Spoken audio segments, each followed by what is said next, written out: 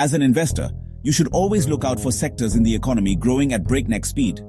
One of these sectors is co-working space providers. Co-working as a segment is expected to grow at a compound annual growth rate of more than 20% till the year 2030. This can be attributed to the growth of global financial corporations of multinational companies and the rise of startups in India. Co-working as a model is asset-light, specially suited to cash-strapped startups.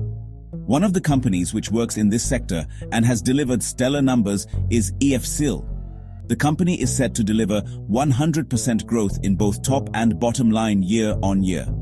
The company has opened an office furniture manufacturing subsidiary, which will not only increase its margin, but also the top line.